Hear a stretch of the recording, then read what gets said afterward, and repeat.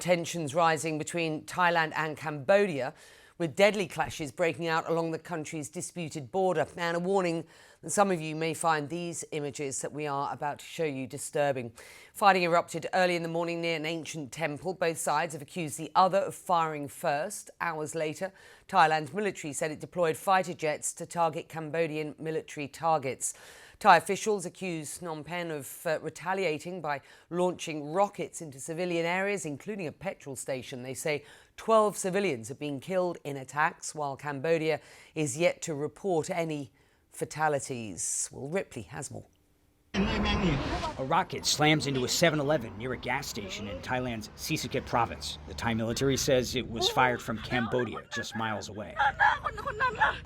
Local officials say the number of dead is expected to rise. In Thailand's nearby Surin province, gunfire. Families, children scramble. An 8-year-old boy killed, the Thai military says. This is the deadliest day of fighting between Thailand and Cambodia in more than a decade. A border skirmish now spiraling into a larger regional crisis, fighting up and down the border between the two countries. Thailand's military accuses Cambodia of deploying heavy weapons into civilian areas, rocket launchers, artillery, hitting villages, homes, and public buildings. In response, Thailand sealed off all 508 miles of its border with Cambodia, raising fears of prolonged conflict. Diplomatic ties are unraveling, ambassadors recalled, Cambodia calling for an emergency UN Security Council meeting, accusing Thailand's far larger and better equipped army of brutal, barbaric aggression. Thai F-16s bombed Cambodian military outposts, Cambodia responding by attacking a Thai army base. Thailand insists it's acting in self-defense. They say a Thai soldier was wounded in a landmine explosion. Cambodia claims it's only responding to Thai provocations. Thailand's military is more than triple the size of Cambodia's, its air force among the most advanced in Southeast Asia. Cambodia has no fighter jets at all. Complicating matters, political turmoil in Thailand. Prime Minister Paetongtarn Shinawatra suspended last month for a leaked phone call with Cambodia's ex-leader Hun Sen, a longtime ally of her father, the former prime minister. In the call, she called the Cambodian strongman uncle and even appeared to criticize her own country's powerful military. That triggered anti-government protests and accusations of undermining national sovereignty. On the streets of Bangkok, many don't want war. They also say Thailand needs to show strength. I want it to end, but if we don't retaliate, they'll think we're weak, he says. Hospitals are evacuating. Civilians are dying. Thailand accuses Cambodia of planting fresh mines at the border, in a place where stepping off the trail can cost you a limb or your life. Cambodia denies adding to the millions of mines that already blight the region. This latest clash began near a sacred temple, one of many sites along a colonial-era border drawn by France, which both countries have laid claim to for more than a century. And with no ceasefire in sight, you have two nations armed and angry on a collision course that's getting harder to reverse. Will Ripley, CNN, Taipei.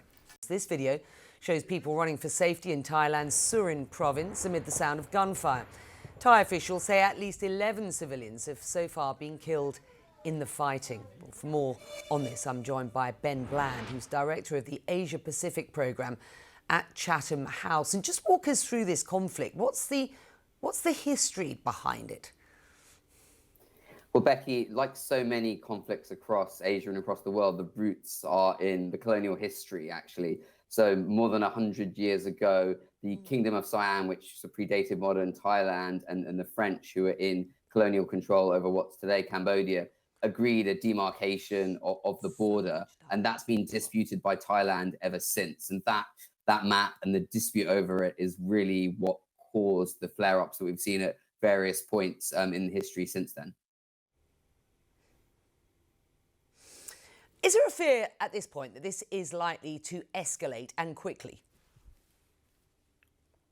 It's concerning, I think, the escalation we've seen in the last day. So more violence is being used, more high-tech and damaging weapons platforms on both sides. And it's the intermixing of what we see on the ground with the politics. So we have two family dynasties in control at the moment in Thailand and Cambodia. And there's quite a potentially toxic mix of the domestic politics, the nationalism in each country, and the escalation of violence. So that's really worrying. I guess the hope is that there is a pattern in the past of this happening, and both countries which do share a lot of economic and cultural and political similarities, having had a track record of being able to climb down. But right now, we're not seeing how that's going to happen. But the hope is that there are patterns from the past that would allow these two to step back. And these are two economies, of course, that have had some success of late. Reputationally, this will not be, or certainly is not a good look. Will other Asian Pacific countries play into this? Yeah, I think lots of countries around the region are concerned. Obviously, China, which has made really big investments in Cambodia, has deep economic and political ties with Thailand, is worried. They put out a statement of concern. ASEAN, the regional body for Southeast Asia, which is currently chaired by Malaysia, has also raised concerns about this and called on both sides to de-escalate. We haven't seen anything more than that for now, because ASEAN and the Chinese government both adhere to this principle of non-interference.